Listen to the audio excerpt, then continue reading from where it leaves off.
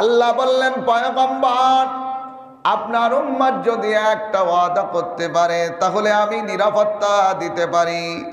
আপনি থাকবেন না, কিন্তু আপনার উম্মত এই ওয়াদা পালন করে গেলে আমি আল্লাহ নিরাপত্তা দেব। ওয়াদাটা হলো, ওয়ামা কানাল্লাহু মুআযযিবাহুম ওয়া হুম ইস্তাগফিরুন।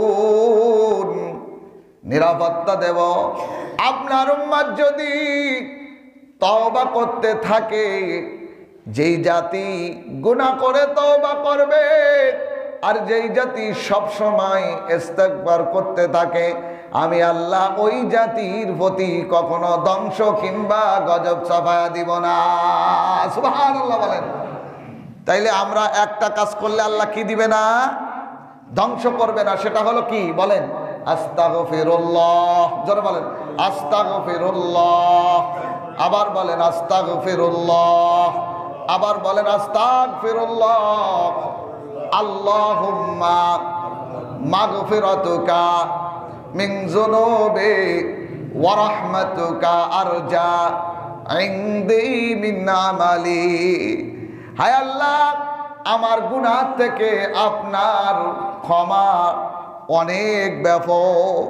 আমি যে গুনাহ করছি আল্লাহ, আমার গুনাহ থেকে আপনার ক্ষমা অনেক ব্যাপক। আমার এই গুনাহ আপনার ক্ষমার সামনে কিছু না, ঠিক কি না? হায় আল্লাহ, আমি আমার আমলের প্রতি আশার বস্তু নয়, আমি আশা করে বসে আছি শুধু আপনার রহমত আর দয়ার প্রতি, ঠিক কিনা?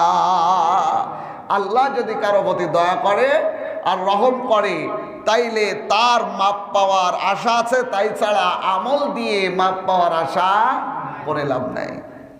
দুনিয়ার মুসলমান ভাইরা, আল্লাহ বলল, শোনো, যেই জাতি তওবা করবে, যেই জাতি ইস্তেগফার করবে, নবী গো, আপনার উম্মতরা যদি এমন হয়ে যায়, আপনার উম্মতরা যদি আমার ইবাদত বন্ধ করে দেয়, তওবা বন্ধ করে দেয়, আমি আল্লাহ আপনাকে বলে দিলাম, আমি আপনার উম্মতদেরকে ধ্বংস করে আবার আরেকটা জাতি আনবো, যেই জাতি গুনাহ করবে তওবাও করবে।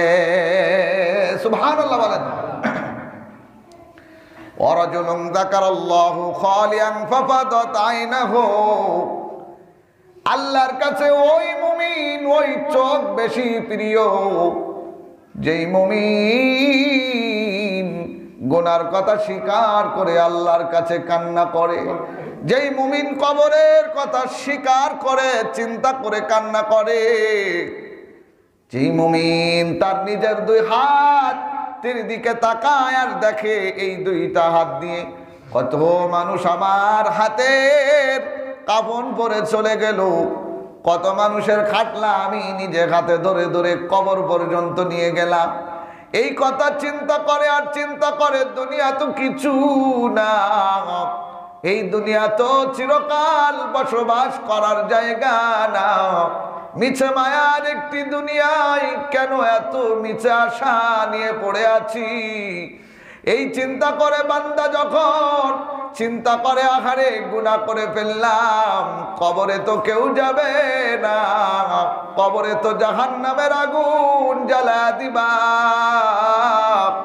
এই চিন্তা করে যখন বান্দা চোখের পানি ছেড়ে দেয়, আমি আল্লাহ ওই চোখের পানি বৃথা ছেড়ে দিনা।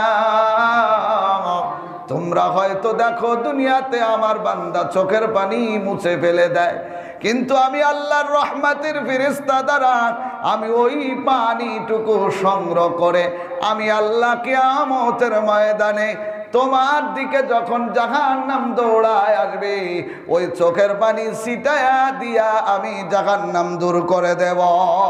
সুবহানাল্লাহ বলেন। তাইলে মুমিনের কোনোটাই ব্যর্থ যায় না, ঠিক কিনা? তাইলে এই চিন্তা করে যারা তওবা করবে